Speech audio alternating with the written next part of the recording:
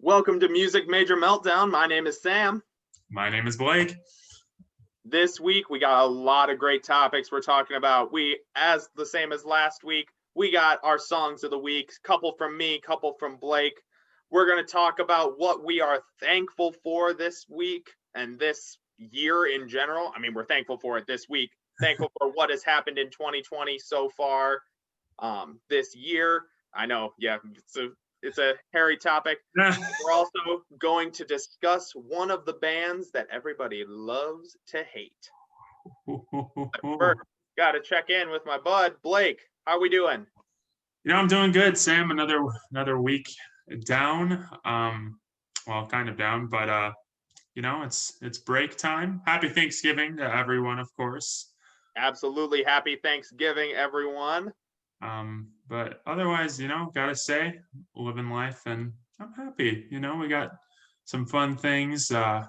Football, which I know you're not like super big on, but got some nice football coming up on Thanksgiving. We got some Mandalorian coming out on Friday. Mine, Sam's probably favorite show right now, and soak it in, folks. Today is the last day, if you're watching this on Thanksgiving Day, to embrace the pleasance of not having to deal with Christmas music before it will torture your ears for the next month.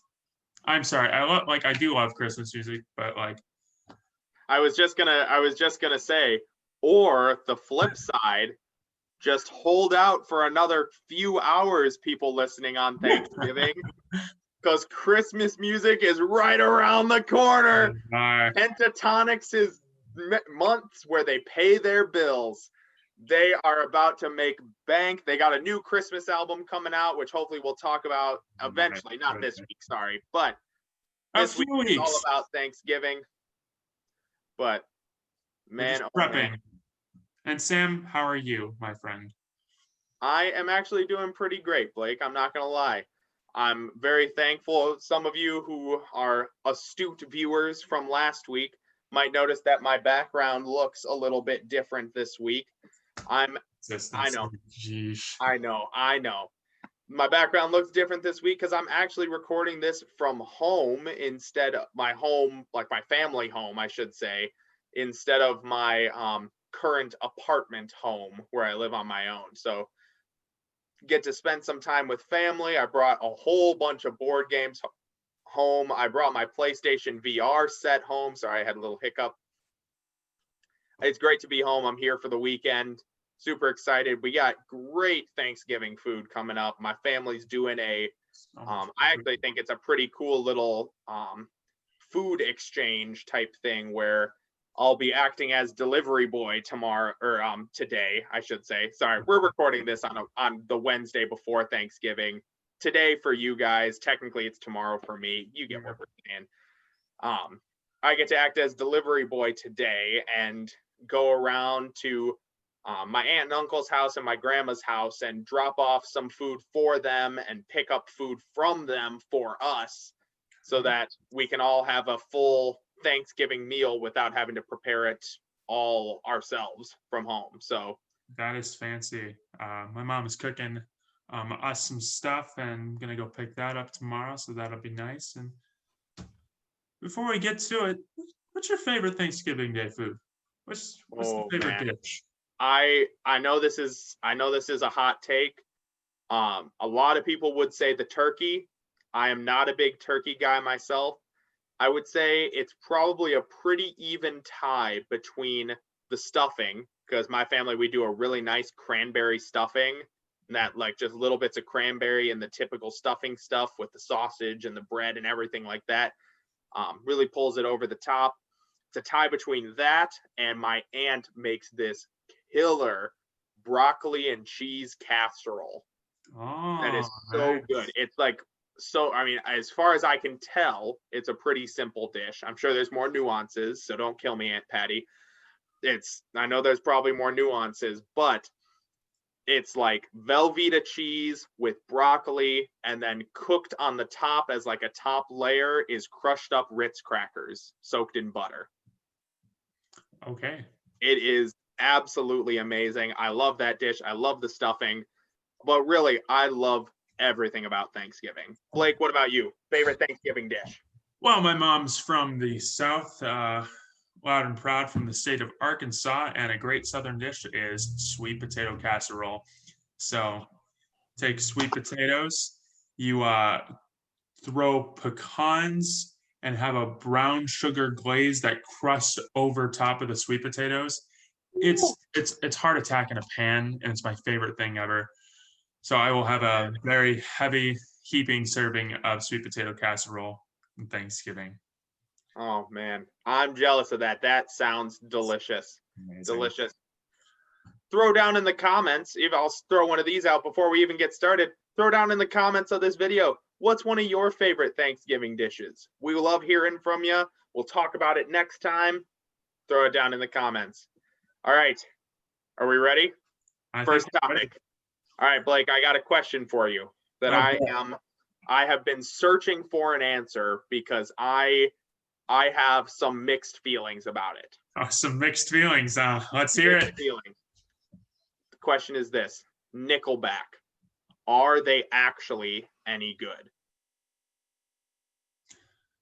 No. Moving on. All right. Let me go on a rant here for a second. Nickelback is, if you had to give Nickelback a genre, it's probably something along the lines of alt rock, post grunge, and let me explain why Nickelback, in my opinion, is a pretty terrible band. You take all of the good stuff from Nirvana, Soundgarden, Pearl Jam, Alice in Chains, so actual grunge. You water it down, take out all of the blues and hard rock influence from the 70s, and add more whiny feelings, and then you have a Nickelback. And then you add in a complete jerk of a lead singer, and then you really have Nickelback. That's Nickelback in a nutshell. And yeah, you can jam out to Rockstar whenever you want. According to Chad Kroeger, it's got a deeper meaning than everyone thinks it does. I still jam out to it, but overall, they're a terrible band. They are a meme band. They are memeier than the Dave Matthews Band. Ooh, that is a hefty claim. That is my take. That is a hefty claim. Well, I'm not gonna lie. I think in many ways I agree with you on that claim. I have never been the type of person that looks deeply into like the performers themselves, unless there is a significant amount of wrong behavior from a performer. I usually am able to let it slide. I don't know enough about Chad Kroeger to comment on it too much. I'm talking more about like Michael Jackson is one that I cannot bring myself to listen to hardly any Michael Jackson because of the claims that, though I don't believe, and you can correct me in the comments if I'm wrong about this, I don't believe it has been fully proven yet, any of the claims made against him. But there comes a point when I see the mountain of evidence and I just can't help but see it as it's probably true and they're just keeping it back. So with Chad Kroeger, I don't know, like Blake, tell me, like, can you give me some examples of like why is your claim so strong that he's so horrible? Oh my goodness. I think there was an interview, and this in this interview, and I don't know, say what you will about doing this, but he kind of bragged in an interview while he was talking about a Nickelback album that basically he has chugged so much alcohol in his lifetime that there is a gap in his throat that he could chug a 6-pack of Coronas in 30 seconds. I don't believe that. And not as I don't believe you, Blake, but as I don't believe Chad Kroeger, because honestly, I kind of do. And not to say anything about you enjoying a nice beverage because if you're of age, it's a great thing. But just the fact that you brag about that is you're kind of supposed to be talking about your band. There's been some other things. He dated Avril Lavigne for a while. Apparently that went horribly. Although they did write a bomb song together. I actually do like that song. Ooh. It's called Let Me Go. It's actually pretty decent. Huh. Yeah, just check it out. But yeah, other than that, with me, with Chad Kroger, here's the thing, how I view if you're a bad person or whatever. Most of the time, if the music is good enough, it's not that I look past the things. I've always kind of made the argument that sometimes music can transcend a person a little bit, that it's so ingrained in a style or a culture. Sometimes music is inescapable. So, like Michael Jackson, of course, there are allegations, of course. Like you said, there is some evidence to certain claims that have been made. Yeah, I find myself still listening to him because of what he as an artist influenced so many others to do. And there's a lot of great artists we wouldn't have without him today. So even though maybe in life he wasn't the best person, some of his music and the people that contributed to his music overall have really benefited the pop world. Whereas you take Nickelback I and know where you're going with it. You have a person that is uncredible and you have music that is uncredible. So there's no justification for listening to it because everything's bad. Oh man, I totally understand what you're saying. I mean, I think part of why I occasionally can enjoy a little bit of Nickelback, and I'm talking like a small amount, like maybe like 2 or 3 songs in a row before I'm ready to move on to something better. Yeah. Is just how basic it is in its style. That it does have that kind of like grunge, post-grunge, that ish style. Like they have parts of it in there that they really distilled down to the like cores of those styles. They don't make it interesting, which is why I can't listen to too many songs. But if I'm in a mood for a little bit of that grungy, just sort of like basement, dark, rattling, like rock sound that comes with grunge, I might find myself listening to a little bit of Nickelback. But then after I listen to a couple songs, I either think, why aren't I listening to Nirvana? Or I find myself thinking like, okay, I have satisfied and scratched the itch for that post-grunge sound. I'm ready to, not listen to Nickelback anymore. Exactly. So I see why there are people that like it and people that I like. And I know I differ from you on that point. If you like Nickelback, then fine. I'm sorry for you. Please grow up. that is actually totally fair. Like I will never criticize somebody for what they like in their music, but I will, when it comes to Nickelback, say like, okay, you like Nickelback, let's try some other bands that maybe actually like, it's a yeah, band like, you liked when you were 10. Like I can understand that. It's a band I liked when I was 10. And then you grow up. Chad Kroger, growing up, you actually go backwards for into the 90s. Literally, to really sum it up with 2 phrases, Nickelback is the band that I would hear a song somewhere and I'd recognize the lyrics and I'd shout the lyrics because it's funny to sing along with it with a bunch of people just to make fun of it. Like, you don't just listen to it, like you're like screaming the lyrics or something like, look at this graph. And however many other memes there are. And Nickelback is Nirvana without the Nickelback is the poetless groovelessness Nirvana. Oh man, I think I agree with you on that poetless point. You reminded me of the song Photograph by Nickelback, which, the hook to the song isn't too bad. Like I could, again, one of those, I understand people liking it, but I just it reads like a poem a high schooler writes, that they're like, I wrote the deepest poem ever. My emotions, like I'm Like a teenager. I rhymed photograph with laugh, man, and it's deep. Look at this photograph. Every time I do, it makes me laugh. How did our eyes get so red? And what the heck is on Joey's head? This is where I grew up. I think the present owner fixed it up. I rhymed up with up, dude.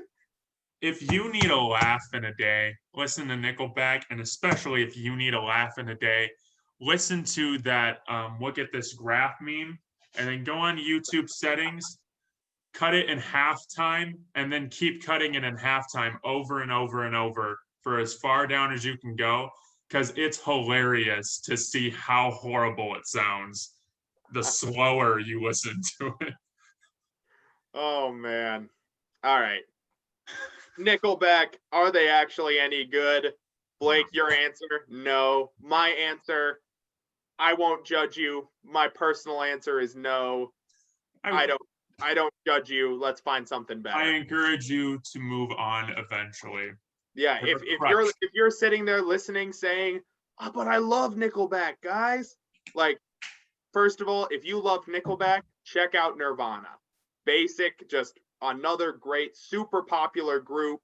Lots of recognizable songs that you'll know, but way better content than Nickelback gives. Even better, if you just want to stick in post-grunge, check out Shinedown. Personally prefer them much more over Nickelback.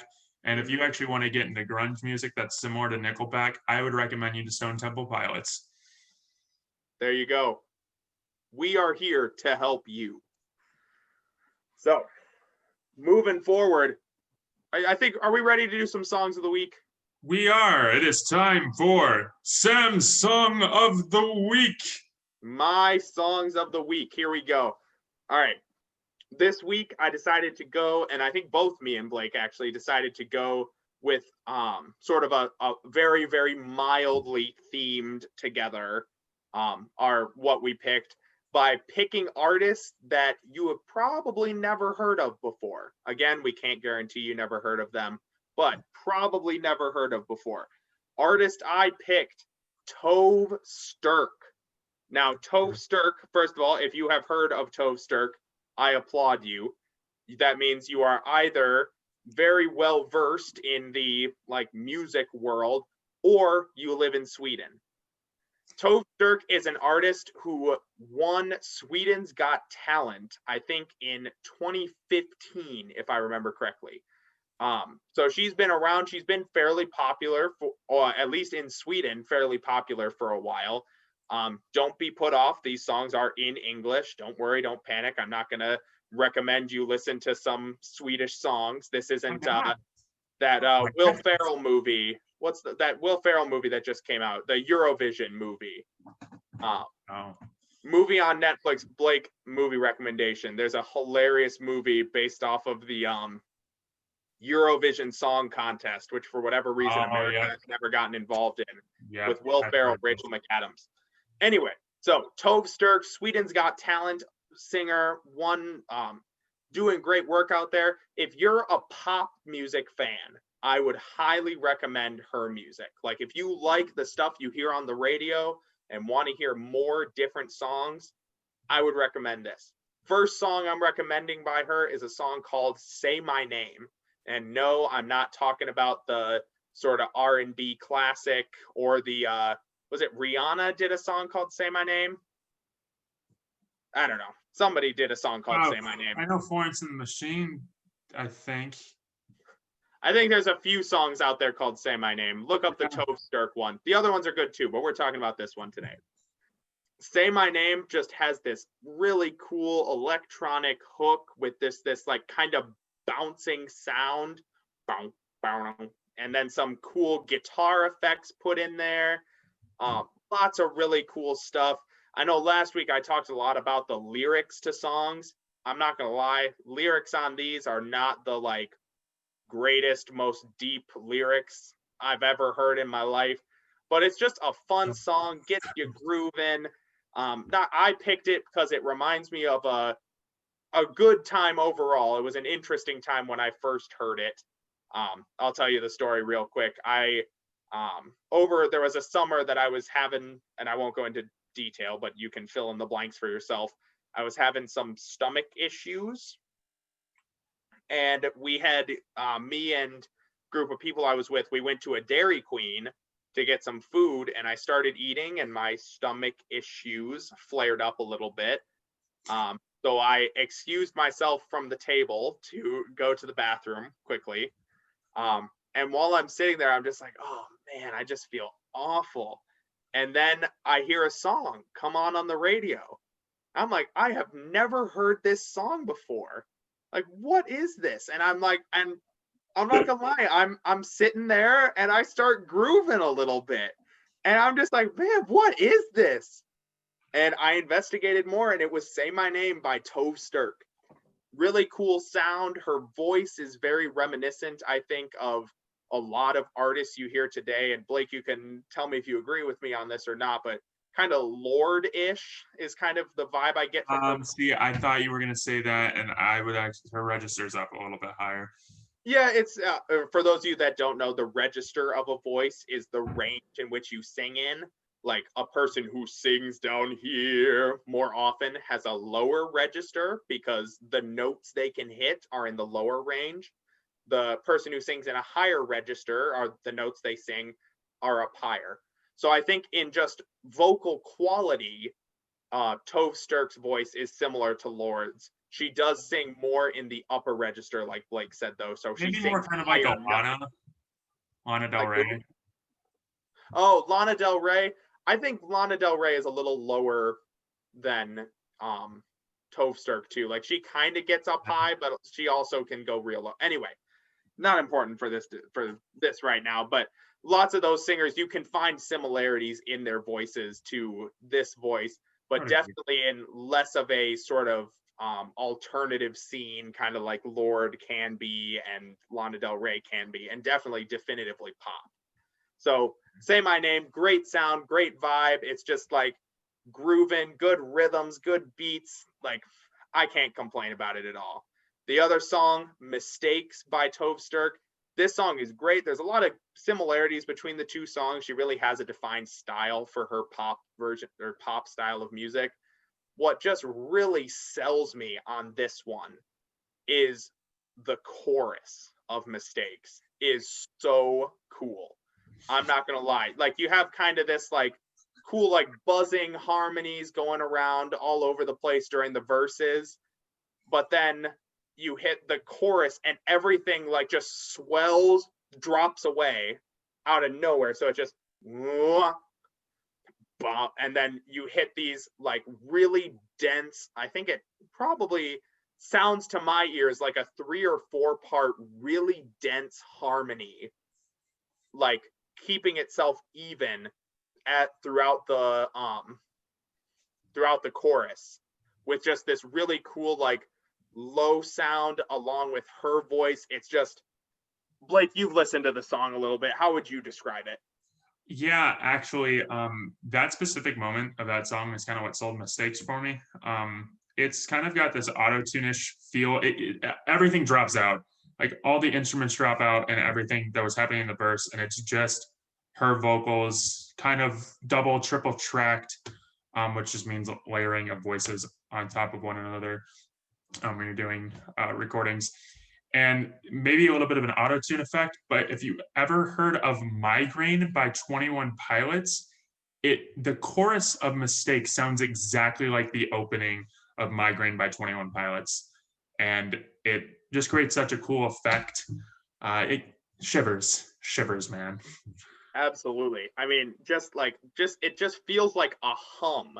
Like you're getting this like regular, like poppy, bouncy explosions of sound here and there until it's just like swells. You make me, And Blake, I don't know if you paid like super close attention to it when you listen to the lowest voice in that harmony. It has actually a really cool sounding bass line of the voice as it goes along. I recommend it. I think you'll enjoy it as a bass singer. Honestly, listening to that, I get the Lord comparison a little more now. It makes sense. Mm-hmm. Yeah, it's cool. So Say My Name and Mistakes by Tove Sturk. Blake, what are your thoughts? You gave me a little bit, but just overall thoughts on Tove Sturk, because I know you haven't listened too much to her before. I've never heard of her prior to this. So I think Sam and I are going to get into this point where, so like Sam said, we kind of base our songs today of, people you probably haven't heard of. And if you have heard of them, you're, not in a big group. These aren't artists that really chart in America that much or chart at all. And if they do, it's not on the Hot 100. It's on like the random alternative charts or this or that unless you're very closely listening to all types of music, you're not going to find. And so, yeah, I never heard of this Tove Sturk before. 2 weeks ago or last week when we were planning this episode. And I gotta say, I was kind of surprised right away. Like it wasn't exactly what I was expecting. I don't know what I was expecting. The first song, Say My Name, it's weird. It's weird how I like these songs.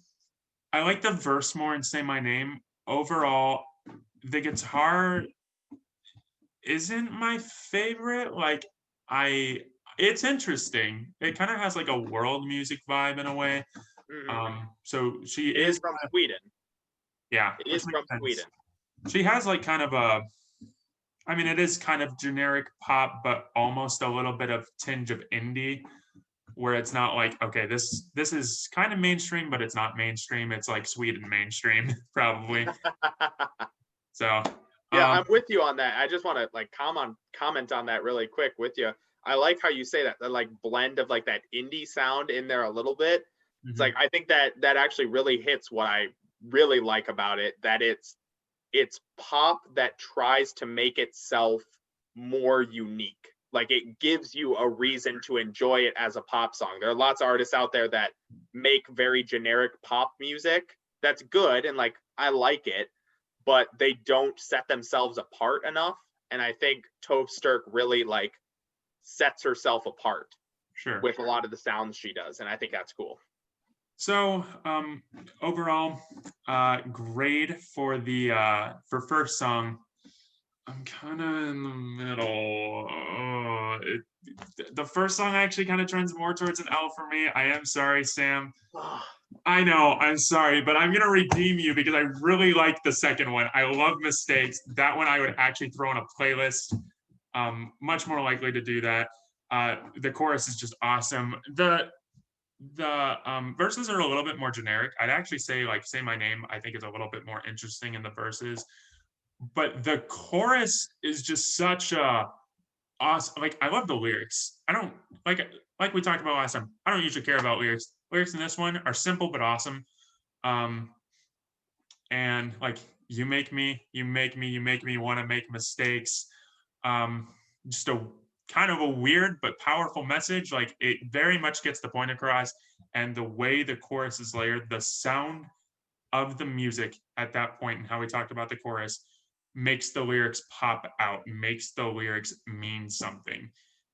You have to have the sound there to make the lyrics mean something. And so that's a W. That's a win. It's a W for Mistakes. I'm sorry. Right. Say My Name. Say My Name again. It's not like a big loss. It's not Nickelback. Nickelback is the biggest L you can possibly get. So no, it's just more kind of like not my thing, but like I could understand if that is people's thing. So overall, I'd say good choices this week. Thanks for like introducing me to her. I'm not sure if I'm going to continue always listening to her, but like I'm certainly open. So yeah, she has a couple full albums out there. I think they're like 2 albums, about like less than 10 songs on each one. So I would recommend it. She has a lot of that really interesting kind of Because she comes out of Europe, I think she has more access to different style choices than a lot of us in America do. So, yeah, I recommend it. And for all the listeners at home, too, Say My Name and Mistakes, two great songs that I enjoy. Blake, not so much on Say My Name, but Mistakes for sure. Check it out. You'll So see good. what we mean on that chorus. It's super cool. It Really, pops, gets your heart pumping. It's cool. you should check out both songs. I think they're at least both worth a listen. So Yeah. All right, Blake. Let's see. I think I might echo some of your sentiments about the songs that you picked a little bit. Like so I might echo your sentiments that you said about my songs on your songs. That was a very convoluted way of saying that. yeah, But that is convoluted. My goodness. Okay. So my songs are by a man named Sufjan Stevens. Again, you probably never heard of him before. Frankly, I had only known him by name before this year, and Sufjan kind of confused me because I thought he was somehow related to Cat Stevens, and so I was like, I don't know if I want to listen to Cat Stevens. Which is fine if you want to listen to Cat Stevens. That's perfectly cool. Just an older guy. I'm sure he's got some. Well, I know he's got some decent songs, but no, Sufjan is I don't know, but this indie folk is what he started out in, and he's kind of expanded to a lot of different genres. A little bit of world music, a lot of electronica now, electronic folk. He's kind of like shifted throughout genres. But the two songs I wanted to talk about today from him are Chicago, which is from his album Illinois, also known as Come On and Feel the Illinois. Yeah, such a clever title, I know. And Michigan. So a little bit of background about Sufjan and these albums. So I can't remember for sure, but I think he actually majored in music in college. I think he has a grad degree in music. Don't quote me on that, but I know he did spend a lot of time studying music, and he's one of the very few artists that records everything, every single instrument he usually tries to do. He can play like 10 different instruments. I think he can play tuba, Sam. I think Sufjan, yeah, I know. I know Sam's a tuba player, so like really big for him. He can play horns. I think he might be able to play the xylophone. He plays guitar, obviously, and I think can play a couple orchestral instruments. He's very well versed as a musician, and so that's what I've really appreciated about him. It's like, okay, you're not artist that's getting your music written for you. You're a musician that is straight up performing like a band, like a concert ready, like level like professional orchestra or classical band or something, an approach to the albums. And the other interesting thing about the albums that these two songs come from. So when Sufjan Stevens first wrote the album Michigan, he wrote it in a tribute to his home state. And he made a joke around the time that Michigan came out that this was the first of 50, that he was going to write an album for all 50 states. Oh my goodness. And that was going to be like his entire career. And so then he came out with Illinois, and everyone's like, oh my gosh, he's actually going to do it. And Illinois came out, I think, in 2005 or 6, and he hasn't done a state album since. So everyone kind of like, all right, it's a joke, but it was a very clever joke right away when it happened, and it produced two of, I would say, the best albums of the 2000s. Definitely, probably two of the best albums that the average listener has never heard. Actually, one of them got featured in Rolling Stone's 500, I think. Illinois did. And so I listened to Chicago was the first song, and that's from the album Illinois. I hope that was obvious. Oh, I see. I get it. I get it. That's the most normal sounding song title on that album. Let me tell you, there's a song about John Wayne Gacy on there. It's creepy, but it's soothingly like pleasant and creepy all at the same time, but it sounds amazing. But Chicago is just this like about this guy who is kind of adventurous, kind of doesn't know what he's doing, but he's kind of happy-go-lucky, just an adventurer, kind of a wanderer. And it just has this very bright opening.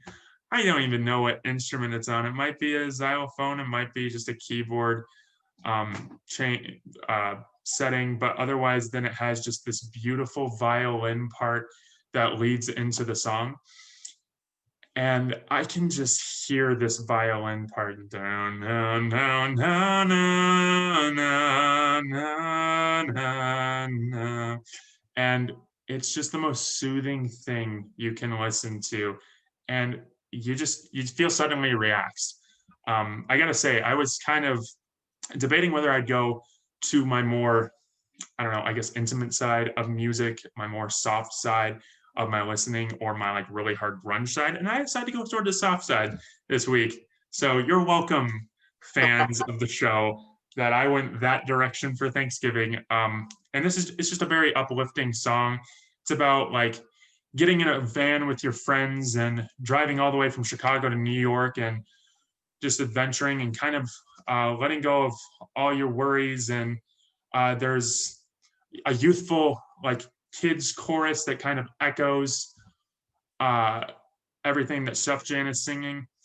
And I think one of the coolest things about Sufjan is he's not just this overly amazing singer. Like he's just a very fine, kind of an average singer. And I think that kind of gives his message kind of a more universal flavor, because I love amazing singers, but sometimes to deliver a certain message, you don't need an opera singer. You don't need someone who's just amazing. Like you just need someone with kind of an average voice that's a great musician, and they're just singing from the heart.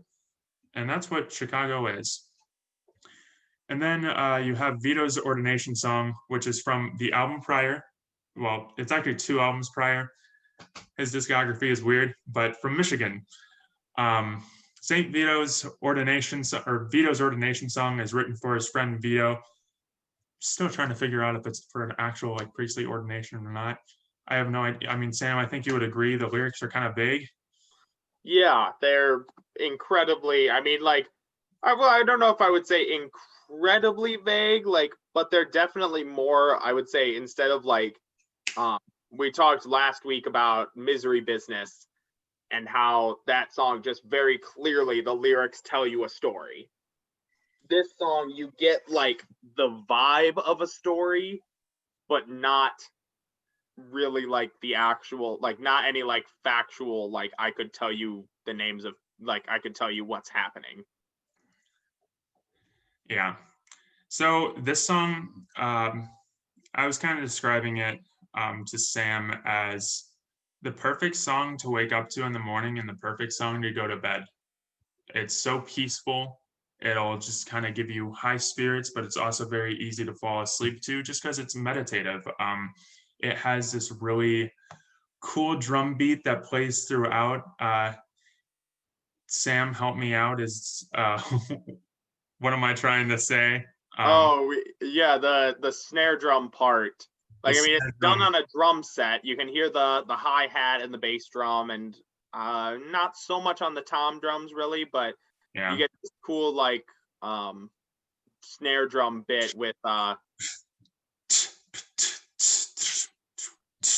yeah, where it actually, like, this is me breaking out my fun music teacher type thing.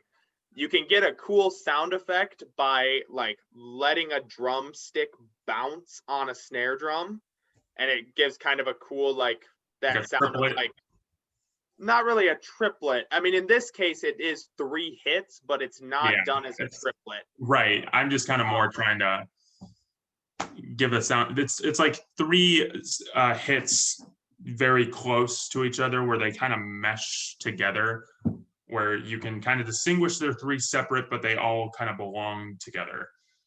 Yeah, it's like how a snare drum, you can get a drum roll going because each hit on the snare rings, the sound keeps going at least long enough to get to the next hit of the stick. So you can get drum roll going pretty well. And it's kind of that effect, except a little more looser on the sound, so it rings longer. Yeah. And so you don't have to do as many hits back to back to get a drum roll. And anyways, this song, you know, kind of the not as much of storytelling lyric, it's very much more just kind of emotional lyrics, more bare in that way. And the song repeats a lot. So Sufjan is singing, there's a little bit of an orchestral vibe, a little bit of piano playing behind them, just like a culmination of a lot of different instruments, but they're soft. Like it sounds like these people are probably all playing very quietly together in the same room. And it could be like 30 people, but like it doesn't sound like that many people. It sounds like 2 or 3 people maybe playing just as tiny, like as tiny as they can, as pianissimo or as soft as they possibly can. Literally. And as Sufjan is singing, then eventually I don't know her name, but a girl joins him and they have a harmony that just repeats. So they repeat the same lyrics for like 5 minutes. And it is, to me, one of the most beautiful things to kind of like descend into that cadence and just kind of relax through that. And there's a little bit of influence of minimalism here. So it's not directly minimalistic, but just that the patterns kind of repeat. There's not a lot changing. If anything, you might hear a violin come in and out, and maybe a couple other instruments kind of weaving their way in to give it a little bit of a change throughout the song. But like the structure of it never really changes. Like the main focus is always on Sufjan and the girls' harmonies together. And it's just beautiful. It's just nice and easy and soft. And it's, I don't know, that's just a song that makes me happy. It's so easy to just kind of get lost into it. So I think I've said my 2 cents on it, Sam. What do you think? Almost might call that 3 cents. Oh, wow. Yeah, the jokester, folks. Yeah. Oh man. So going back to Chicago, this song I'm gonna give it a big W. All right. I'm giving it a W. I enjoyed the song. I liked the vibe. I liked how the lyrics were not like they told a story, but it was very like not as subtle as Vito's ordination song, but was a little bit more subtle and just like that really upbeat, happy, going up, like you said, how that like the character in it is very happy-go-lucky, doesn't really let things bother him. I liked how the music matched that. It just kept going. It's all like, yeah, keeps itself moving, has a hook in there that I really, really enjoyed listening to, gets stuck in your head really easy. Just that, like, how every like other line is a repeated little like 3-word phrase, 2 or 3-word phrase. All things go, all things go. I really like that. Just that little 2020 song. Yeah, I really enjoyed this song. Chicago was a big win, not just because I'm from Illinois, but just generally a big win in my book. Yeah, just yeah, cool lyrics. Really liked it a lot. So very well done on that choice. I did enjoy that. Vito's ordination song. I'm going to give it a W as well, but I'm a little more tentative on it. That's fair. I like what you said about it, and I like that. The reason I'm tentative, I'll phrase it this way. Reason I'm tentative on it is because I'm not as much a fan in music of that sort of like almost meditative sound.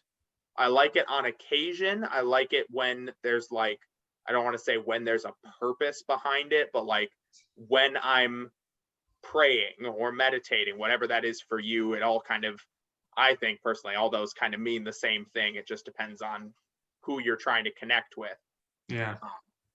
like if you're into that type of thing, and when you get into that repetitive nature and that like very ethereal sound that just kind of surrounds you and cradles you, I guess. I mean, that's kind of how I felt by this song, is really good. And I think this song does that really well. It's like a nice hammocking song. Yeah, exactly. Exactly. It makes me feel like, honestly, like I'm just being like rocked to sleep. It's really nice. I don't know why, but I enjoy it as I'm doing dishes. Ah, interesting. I Interesting. know. Yeah, it's not like, I've got to say, like, I understand you're kind of like feeling towards it, because this is not a song that I'm usually like. I usually don't like songs like this, or I usually don't fall in love with a song like this very often. And I, especially, in this type of song, usually I'd be like, I really like that part, but I don't want to listen to it for 7 minutes. And when I listen to this, I want to listen to it for 7 minutes that it is. And Yeah. like I said, it's got a little bit of that minimalistic vibe to it. It repeats the patterns. It's not trying to create the biggest art expression, but it's more saying less is more. Yeah. Yeah, I'm with you. I'm with you. Yeah. It does what it's aiming to do really well. And that tentative nature from me is only because it's not I'm not in the mood for that type of song super often. Yeah. Like No, even I when get I'm that. working or when I'm like just hanging out or driving or whatever, I'm more on, I would say, the extremes, that I want to listen to something that's just like really slow, really emotional, like Like really, really Nickelback. repetitive and things. No. I'm talking more like oh, I can't even think of a good example of a song like that. I haven't been in the mood, luckily, for those slow Sam emotional Smith. I stuff. don't know if that's I was actually just thinking that. Sam Smith, Adele, I think kind of falls in there. She does have a good amount of upbeat songs, but a lot of her You really Feel My popular Love. ones. I've been connecting with that song a little bit lately. It's a good one. Bob Dylan song. Did you know that? Oh, I think we talked about this. Yes. It's a huh. I Yeah. remember listening to the Bob Adele does Dylan it one, way and I'm better. not gonna lie, I feel comfortable saying that Adele did it better. Way But better. but anyway, but yeah, I'm either on that extreme with just like the low, like very slow, very emotional, like no drum beat with it at all. It just keeps itself like a low, easy, slow vibe. Or I'm at the other end where I want to listen to just like really upbeat, like R&B, hip hop, like rock, sort of. I've been enjoying some like sort of like funk influenced rock lately. It's been kind of fun. Listen to Okay. some good stuff on my drive home that was really fun to listen to. It Maybe was a sort of a sneak cool peek like for 2 weeks from now. Who knows, folks?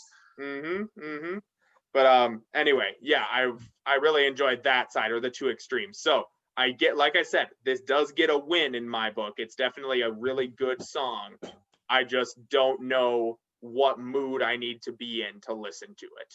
Fair enough. So hey, overall, I mean, we got 3 wins and one. Like, it's still a hesitant loss for me. Like, I think we're like right on the border of like, you know, who knows? Exactly. Maybe I'll listen to that song in a couple weeks from now and I'll upgrade it. You never know. There we go. So Tune in a few weeks, folks, and hear Blake hopefully upgrade the song. your Blake bite his tongue. Oh man, Blake. So again, really good choices this week. I'm gonna listen to a little bit more Sufjan Stevens, especially that Illinois album. I really enjoyed Chicago off of that, and if more of the songs have that same vibe, I'm in, because that is cool. A couple more songs do. I might have to tell you about a couple of them. That's still definitely my favorite song on the album, though. But yeah, go check out Illinois. Both of your songs are from the same album, so if you Mm-hmm. did like those songs, you'll probably like the rest of Tove Strike's album. Tove Stirk. Tove Tove Stirk. Strike. I called her Tove Strike for like the first month I was listening, because I just was not looking close enough. Stirk is spelled, for anybody wondering. And actually, I'll spell both names just in case. Tove Stirk is Tove space Styrke. So that's Stirk. So Again, you can see why we thought it was Strike, but it's Stirk. it's And then so like just so just Swedish. want to say strike so badly. So Yeah. tempting. Yeah, exactly. And then Sufjan Stevens, Sufjan space Stevens.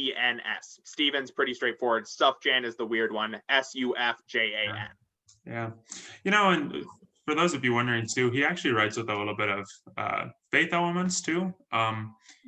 He's kind of one of the interesting artists. Like he's a denomination of Christian, but like his music isn't like he's not a Christian artist. He's just an artist that allows his beliefs to fall into his music sometimes, but doesn't explicitly like.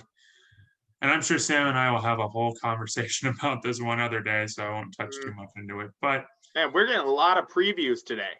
A lot of previews. There's a lot of great stuff coming up that we don't even know about yet.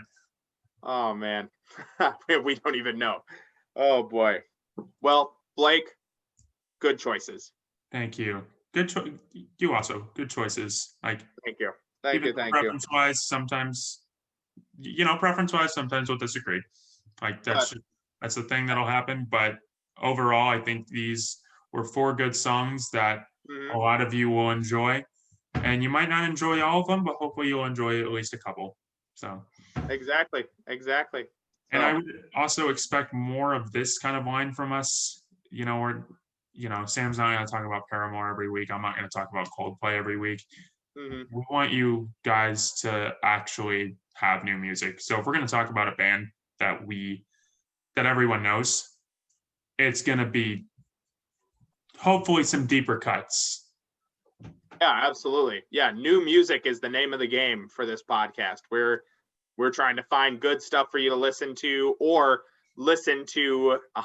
Don't point to a poster of the Beatles when it's new. It's new. There's definitely no way you can name 100 Beatles songs. Yeah. Okay. Whatever. That's again another podcast topic. I can do it. I think I can do it.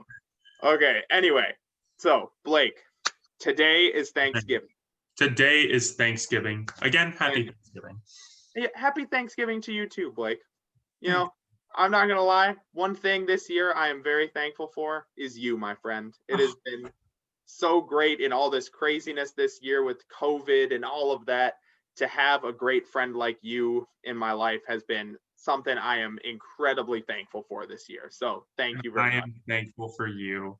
Oh, stop it. You're just saying it because I said it. Oh, you're probably right, but no, I seriously am. Like, your friendship's been awesome.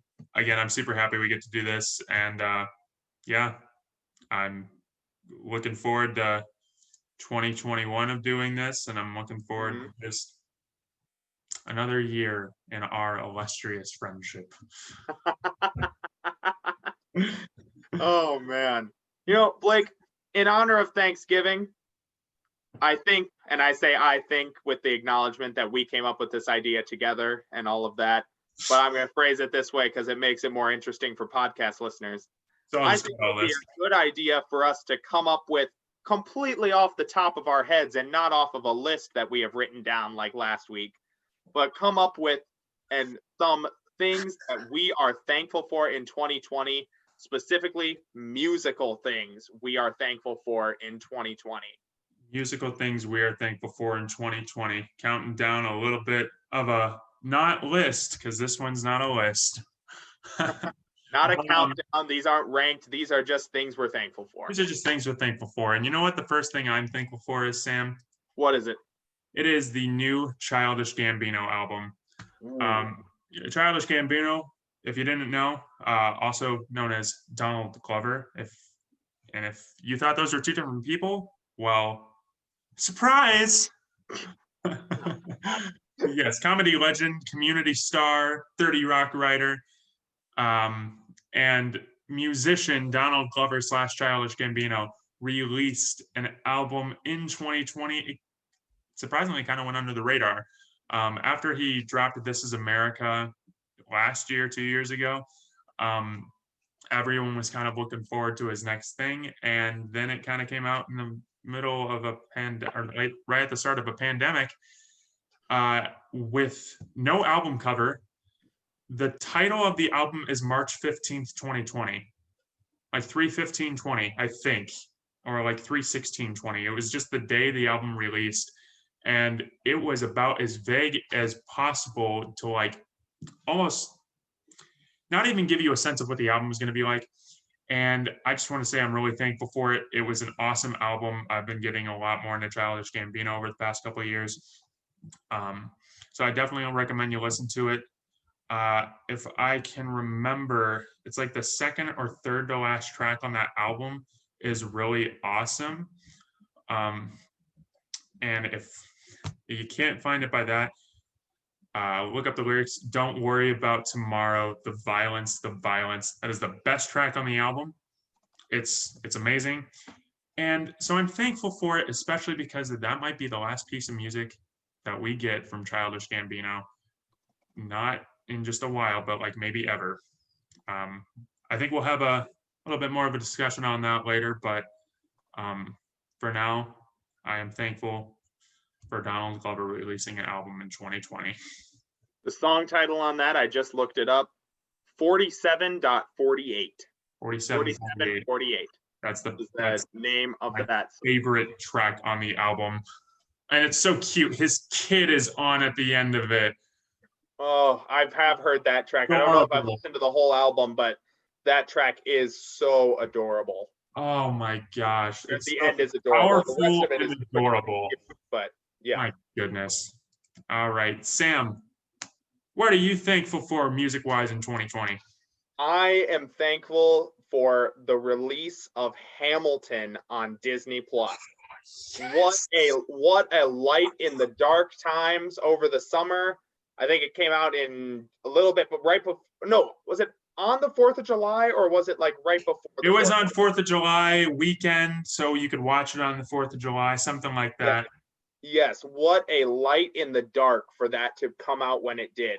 There was nothing like this was at the time when all of like production of movies and TV shows and stuff, they were no longer like able to release stuff that they had made before the pandemic. So our beloved Marvel movies were nowhere to be seen in the blockbuster. Breaking my heart. But yeah, the release of Hamilton was such a great surprise, light in the dark. I've enjoyed the music from it before, but for some reason, even with how much the lyrics paint the picture more than like what's happening on stage really does, it was so nice to be able to see a stage production of it and really capture the full, as much as you can without seeing it in person, capture the full experience of Hamilton. It's awesome. I'm so jealous. I saw it in Chicago though. It's not like I saw Lin-Manuel Miranda, but if you get a chance to see that on any Broadway stage, Chicago Broadway, New York, whatever other Broadway stages, buy the ticket. Do yourself a favor. I haven't seen Hamilton on stage, but I'm blessed to have seen Dear Evan Hansen on stage, actually in Washington, D.C. Awesome. At the Kennedy Center, which was really cool, actually, to see something at the magnificent Kennedy Center in D.C. Also an amazing musical. Recommend you listen to that. But back on topic, Hamilton's release on Disney Plus, that is definitely a musical thing I'm thankful for in 2020.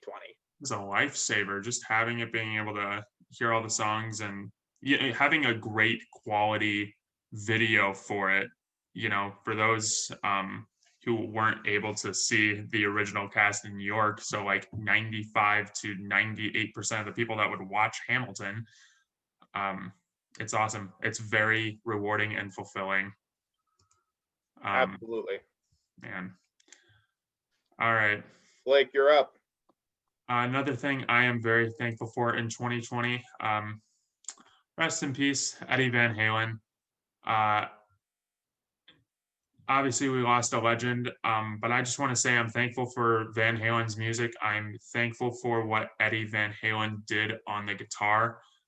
He reinvented the genre of hard rock music and influenced heavy metal. metal, rock, whatever, and influenced guitarist all the way through today, and his influence will last for years to come.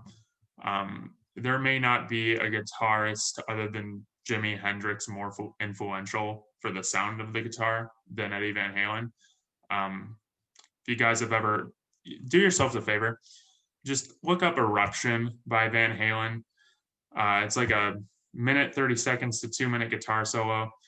Oh If you've man, never if you've never heard it, please just do. And actually, there's like two other ones. Spanish Fly is one that a lot of the mainstream audience probably doesn't listen to, but that's an acoustic guitar solo by Eddie Van Halen. And just what he brought to changing guitar techniques, of literally creating or popularizing the finger tap on guitar to create hyperspeed notes, basically. If you want to know how hyperspeed happened on Guitar Hero, credit that man. So thankful to Eddie Van Halen. Was sorry to hear of his passing, especially in 2020 of all things, of course. But rest in peace, Eddie Van Halen. Very thankful for the music, or for the influence his music has had on my life and me as a guitarist. So, amen. Rest in peace, Eddie Van Halen. Won't be able to play that for a while though, because it's impossible. But oh boy! All right. Next thing I am thankful for in 2020, and I know Blake just said like a couple minutes ago that we're not going to talk about Paramore or Coldplay every podcast, and I can tell you confidently, this isn't Paramore. Lead singer of Paramore, Hayley Williams, released her solo album this year. I'm sorry, Sam, what you're telling me is Hayley Williams is not the encompassing body of Paramore? And I actually was, I know you're joking and I know you're making a joke out of it, but that is actually exactly the point I was going to make. When you listen to this solo album, you can hear the influence Hayley Williams has on Paramore as a whole, but also what is not her influence. And I find that so interesting to hear, that you hear the sounds that you're like, if Hayley Williams had 100% control over Paramore, this is what it would sound like. But she doesn't. And I think she appreciates that Paramore has a unique sound that's separate from hers. But so she's not Brendan Urie. Yeah, she's not Brendan Urie, where Brendan Urie is Panic at the Disco and there's no other members of it anymore.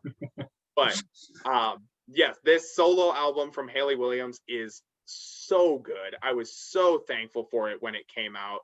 It is so cool. Lots of really cool tracks. Opening song, Simmer, is this great, like, quiet rage song that the whole thing is about. The main line that sticks out to me is how to draw the line between wrath and mercy. And it's just like, oh, it's so cool. And she uses the word simmer, and she says it in such a way that you're simultaneously hearing her say simmer and mercy at the same time. Simmer, simmer, simmer, simmer, simmer down. Simmer, simmer, simmer, simmer, simmer down. Because just the way that word is, when you say it back to back like that, you can hear simmer and mercy depending on where you choose to start the word. It is such a cool sound, makes such a cool effect on the album.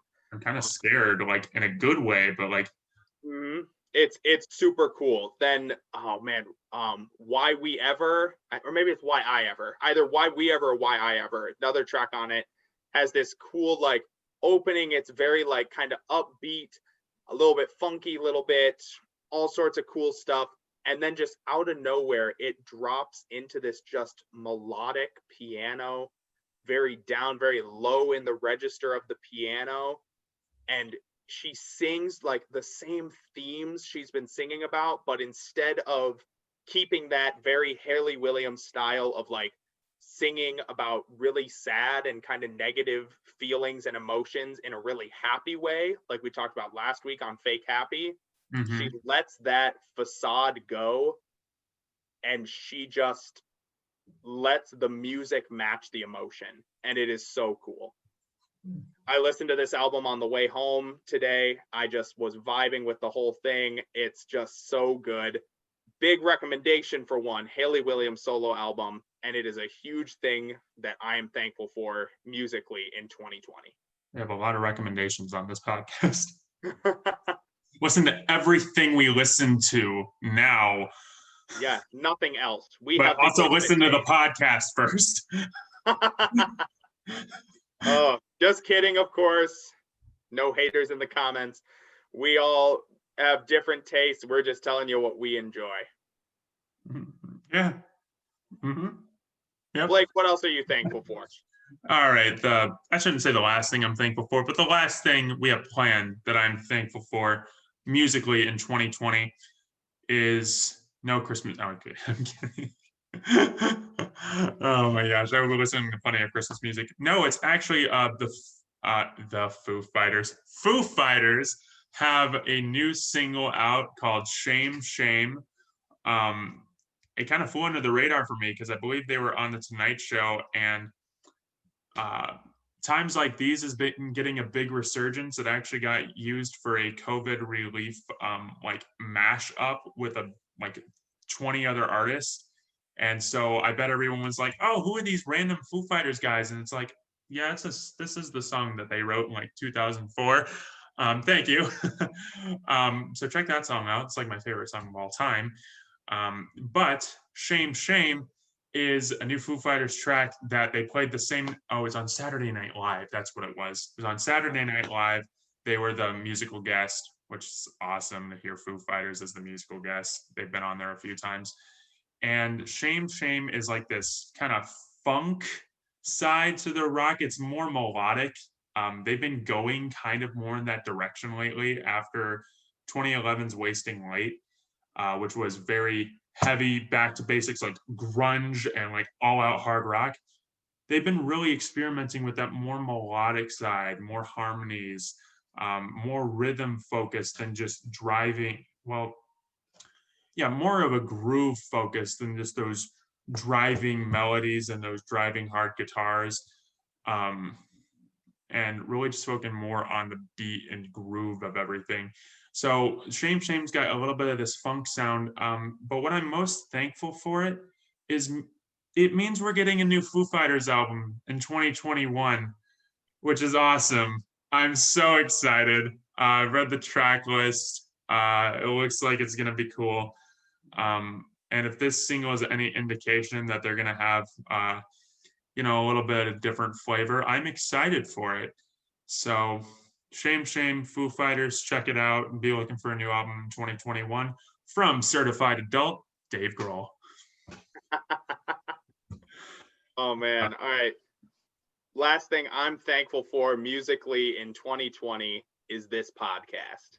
This has been nice, exposing me to new music. We're continuing. Listeners, don't panic. We're still keeping with our schedule. Every 2 weeks, there will be a new podcast. I'm thankful that I get to continue it. I'm thankful I've started it. I'm thankful for Blake for being here with me. I'm thankful for Blake for having the idea. I'm thankful for everything that's come together with this podcast. This podcast is lots of fun. I'm very, very thankful for this podcast in 2020. With that being said, unfortunately, we do have to announce that this will not be the last podcast we make. Gotcha. Wow. See, we wrote that joke and we thought it would be hilarious. And now that we've said it out loud, we regret that. So we apologize, listeners. We will do better with our jokes, I should say. With our music, too. We'll do better with our jokes in the next podcast. Here's the thing. Most of the jokes we come up with organically, and hopefully they're funny. And then this one was just written and it was bad. And I'm the editor. I should get rid of it. You know what I'm not going to do? No, you're not going to get rid of it. No way. No way. It's too much work. Thank you for joining us, everybody. Thank you for joining us on Music Major Meltdown. I have been Sam. I have been Blake. God bless. Happy Thanksgiving. Happy Thanksgiving. Take care, everybody. Goodbye. See you in the next one.